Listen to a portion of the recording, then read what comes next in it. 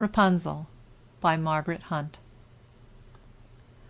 There were once a man and a woman who had long in vain wished for a child.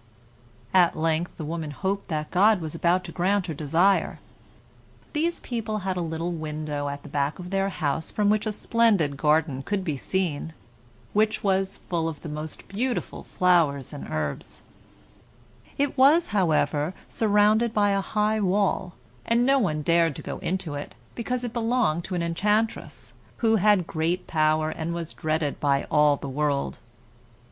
One day the woman was standing by this window and looking down into the garden, when she saw a bed which was planted with the most beautiful rampion, Rapunzel, and it looked so fresh and green that she longed for it, and had the greatest desire to eat some.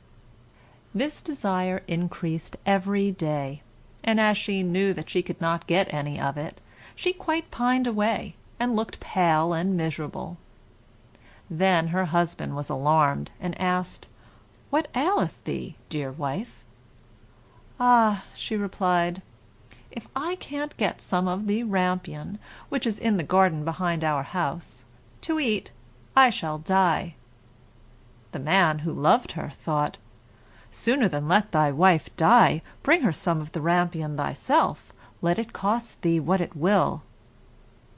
In the twilight of the evening he clambered down over the wall into the garden of the enchantress, hastily clutched a handful of rampion, and took it to his wife. She at once made herself a salad of it, and ate it with much relish. She, however, liked it so much, so very much, that the next day she longed for it 3 times as much as before. If he was to have any rest, her husband must once more descend into the garden. In the gloom of evening, therefore, he let himself down again.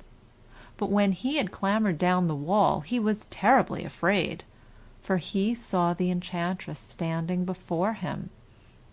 "How canst thou dare," she said with an angry look, "to descend into my garden and steal my rampion like a thief? Thou shalt suffer for it." "Ah," answered he, "let mercy take the place of justice. I only made up my mind to do it out of necessity.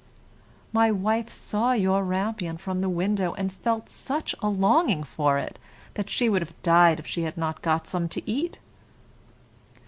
Then the enchantress allowed her anger to be softened, and said to him, "If the case be as thou sayest, I will allow thee to take away with thee as much rampion as thou wilt. Only I make one condition. Thou must give me the child which thy wife will bring into the world. It shall be well treated, and I will care for it like a mother." The man in his terror consented to everything, and when the woman was brought to bed, the enchantress appeared at once, gave the child the name of Rapunzel, and took it away with her. Rapunzel grew into the most beautiful child beneath the sun. When she was 12 years old, the enchantress shut her into a tower, which lay in a forest, and had neither stairs nor door, but quite at the top was a little window. When the enchantress wanted to go in, she placed herself beneath it and cried, "Rapunzel, Rapunzel, let down thy hair to me."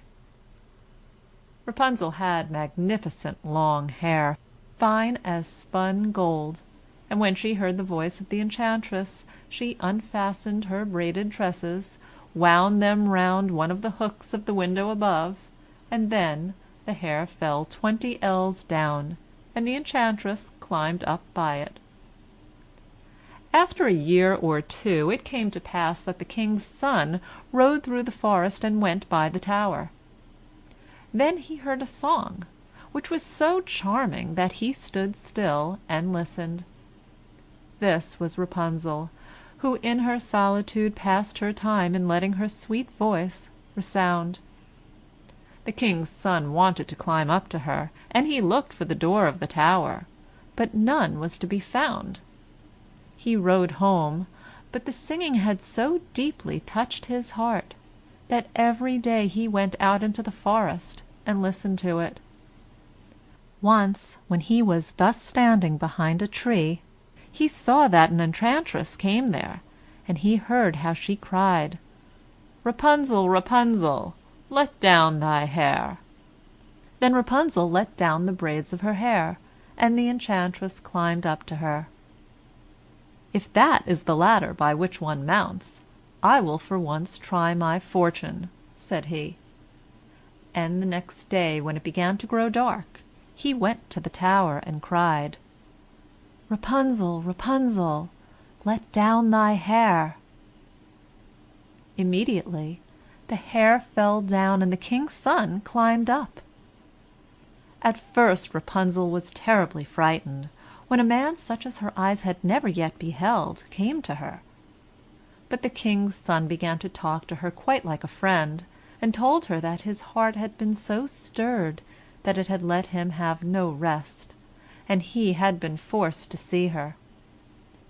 Then Rapunzel lost her fear, and when he asked her if she would take him for her husband, and she saw that he was young and handsome, she thought, "He will love me more than old Dame Gothel does." And she said yes, and laid her hand in his. She said, "I will willingly go away with thee, but I do not know how to get down. Bring with thee a skein of silk every time that thou comest, and I will weave a ladder with it, and when that is ready I will descend, and thou wilt take me on thy horse." They agreed that until that time he should come to her every evening, for the old woman came by day. The enchantress remarked nothing of this, until once Rapunzel said to her, "Tell me, Dame Gothel, how it happens that you are so much heavier for me to draw up than the young king's son. He is with me in a moment." "Ah, thou wicked child," cried the enchantress, "what do I hear thee say? I thought I had separated thee from all the world, and yet thou hast deceived me." In her anger she clutched Rapunzel's beautiful tresses, wrapped them twice round her left hand, seized a pair of scissors with the right, and snip, snap, they were cut off, and the lovely braids lay on the ground.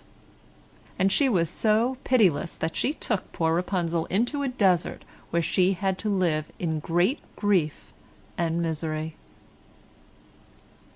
On the same day, however, that she cast out Rapunzel, the enchantress in the evening fastened the braids of hair which she had cut off to the hook of the window, and when the king's son came and cried, "Rapunzel, Rapunzel, let down thy hair," she let the hair down. The king's son ascended, but he did not find his dearest Rapunzel above, but the enchantress, who gazed at him with wicked and venomous looks. "Aha!" she cried mockingly, "thou wouldst fetch thy dearest, but the beautiful bird sits no longer singing in the nest.